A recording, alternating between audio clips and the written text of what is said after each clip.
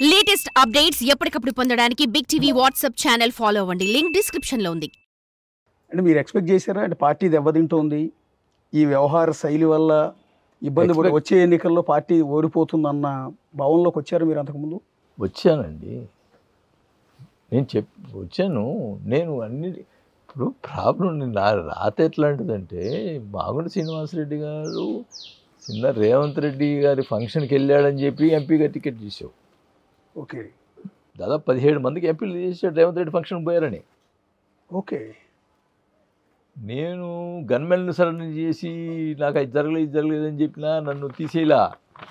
నా బాధ తీసేసి ఉంటే నేను వేరే పార్టీలో కంటెస్ట్ చేసి ఈరోజు మళ్ళీ మంత్రి అయ్యేవాడిని.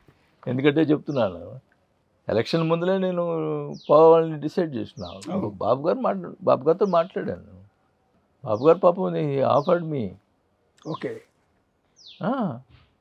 ఎమ్మెల్యే సీట్ ఇస్తా అన్నారండి, మంత్రి ఇస్తా ఉన్నారండి. ఓకే, మామూలు శ్రీనివాసరెడ్డికి మాట్లాడారు, నాతో మాట్లాడిచ్చినాడు. మాట్లాడాను ఆయనతో రూల్స్ రేవంత్ రెడ్డి గారి ఇంట్లో ఫంక్షన్ అంటే వాళ్ళ అమ్మాయి పెళ్ళా లేకపోతే? ఆయన సీఎం అయ్యాడు కదండి. ఓకే, యాజ్ ఏ ఎంపీగా అక్కడ పార్టీ ఇచ్చారు. ఓకే, ఢిల్లీలో ఎంపీగా వీళ్ళందరూ పరిచయం ఉంటుంది కదా. ఓకే, అందరూ వెళ్ళారు పార్టీకి. ఓకే, ఆ పార్టీకి వెళ్ళినందుకు ఈ బాలశౌరి వీళ్ళందరినీ 17 మందికి కేవలం ఫంక్షన్కి అటెండ్ అయినందుకు టికెట్లు ఇవ్వలేదా? ఇవ్వలేదు. ఈ విషయం ఎక్కడ బయటికి రాలేదండి యాక్చువల్లీ. ఒకసారి వెరిఫై చేసుకోండి. ఓకే, ఇప్పుడు భవిష్యత్తు ఏంటి సార్? అంటే వైఎస్ఆర్ కాంగ్రెస్ పార్టీలో మీరు కీలకమైన నేతగా ఉన్నారు కాబట్టి మిమ్మల్ని అడుగుతారు. తండ్రి కొడుకులు ఇద్దరితో అనుబంధం ఉంది, ఫ్యామిలీ రిలేషన్ కూడా ఉంది కాబట్టి. ఇప్పుడు రేపు పొద్దున జగన్మోహన్ రెడ్డి పాత సిబిఐ కేసులు ఉన్నాయి, ఆ బెయిల్ రద్దయి జైలుకి వెళ్ళే అవకాశం ఉందన్న ప్రచారం జరుగుతోంది. రెండోది, ఇప్పుడు విద్యుత్ కుంభకోణంలో ఒకవేళ ఆయన పాత్ర ఉందని తెలిస్తే దాని మీద కేసు నమోదయ్యో లేకపోతే ఆ కారణంతో జైలుకి వెళ్ళినా కూడా ఆశ్చర్యపోనక్కర్లా. ఈ రెండు పరిస్థితుల్లో, ఒకటి బెయిల్ రద్దయినా, రెండు ఈ కేసులో జైలుకి వెళ్ళినా, వైఎస్ఆర్ కాంగ్రెస్ పార్టీ పరిస్థితి ఏమవుతుంది అనుకుంటున్నారు? వీళ్ళు అది కాలం నిర్ణయిస్తుంది ఏది ఎవరు తప్పు చేస్తుంటే. ఇప్పుడు గతంలో ఏంటంటే ఏమనేవాళ్ళంటే పెద్దలు, మనం తప్పు చేస్తే వచ్చే జన్మలో నీకు శిక్ష పడుద్ది అనేవాళ్ళు. ఇప్పుడున్న లేటెస్ట్ సిచ్యువేషన్ ఏంటంటే, మనం ఎప్పటికప్పుడు తప్పు చేస్తే ఈ కాలంలోనే మన శిక్ష పడుతుంది. ఇన్స్టెంట్ కర్మ. అది తప్పు చేస్తే తప్పకుండా ఎవరైనా అనుభవించాల్సిందే. అంటే వైనాట్ 175 అని కదా ఆయన నినాదం. అలాంటిది 11 సీట్లకు వచ్చేసాడు జగన్ గారు. ఇలా ఆ పార్టీ నేతగా, ఇప్పుడు జనసేన పార్టీ నేత బాలినేని శ్రీనివాసరెడ్డిగా కాకుండా మాజీ మంత్రి బాలినేని శ్రీనివాసరెడ్డిగా నేను అడుగుతున్నాను. వైనాట్ 175, వైనాట్ కుప్పం అన్న వ్యక్తి ఈరోజు 11 సీట్లకు పరిమితం అయిపోయి పొజిషన్ కూడా లేని పరిస్థితుల్లో అసెంబ్లీకి కూడా వెళ్ళట్లా.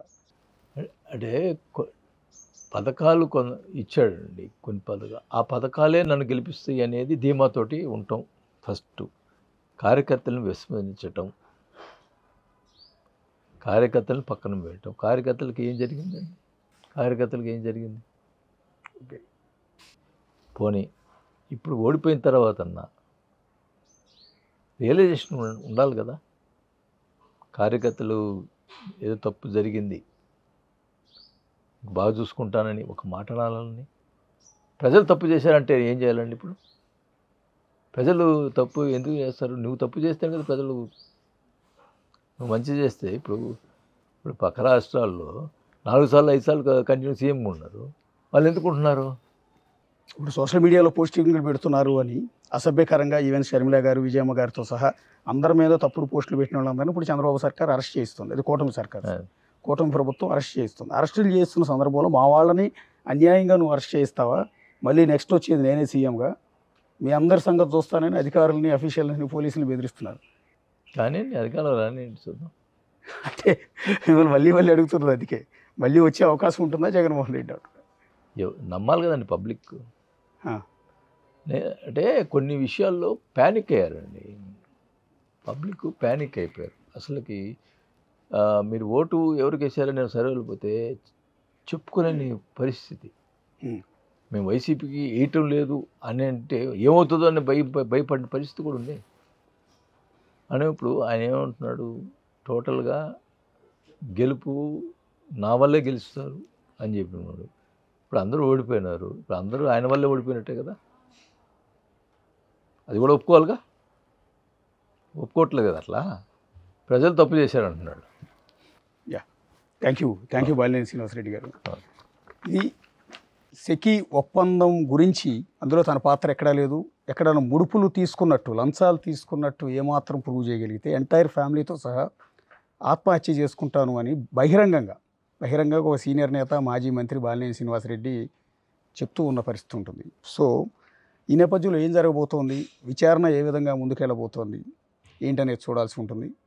సో ఇది వాళ్ళ బాలినేని శ్రీనివాసరెడ్డితో ఇంటర్వ్యూ. చూసినవాళ్ళు big TV. For more videos like this, subscribe Big TV channel.